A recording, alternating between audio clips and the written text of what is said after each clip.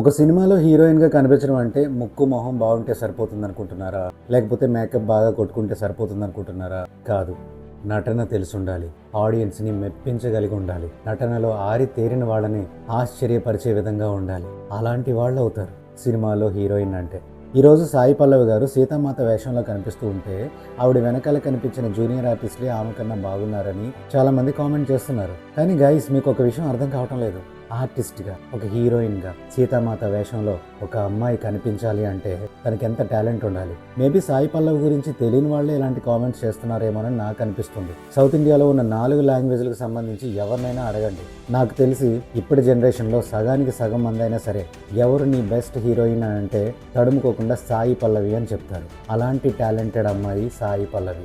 ఆ అమ్మాయి గురించా మీరు ఇంతగా కామెంట్ చేస్తున్నారు? తెలుసులే, మీరు మేబీ సౌత్ ఇండియన్ మూవీస్ ఎక్కువగా చూడలేదేమో, అందుకని మీరు అలాంటి కామెంట్స్ చేస్తున్నారేమో. సౌత్ ఇండియన్ మూవీస్లో సాయి పల్లవి గారి సినిమాలు మీరు ఎక్కువగా చూడలేదనుకుంటాను. సరే, నో ప్రాబ్లం, చూడకపోయినా ప్రాబ్లం లేదు. త్వరలో రిలీజ్ అవుతుంది కదా రామాయణం మూవీ, అప్పుడు తెలుస్తుంది సాయి పల్లవి తాలూకు పర్ఫార్మెన్స్ ఏ లెవెల్లో ఉంటుందో, తన నటన శక్తి ఎంత పీక్స్లో ఉంటుందో ఇవన్నీ మీకు ఆ సినిమా ద్వారా తెలుస్తాయి. సాయి పల్లవి గారు ఇంతకు ముందు నటించిన 10 సినిమాలు మీరు చూడకపోయినా పర్వాలేదు. త్వరలో రిలీజ్ అవ్వబోయే ఈ ఒక్క సినిమా చూడండి. సాయి పల్లవి గారి టాలెంట్ ఏంటో మీకు తెలుస్తుంది. సాయి పల్లవి గారు తన నటనని ఏ స్థాయిలో చూపిస్తారో మీకు తెలుస్తుంది. Wait and watch.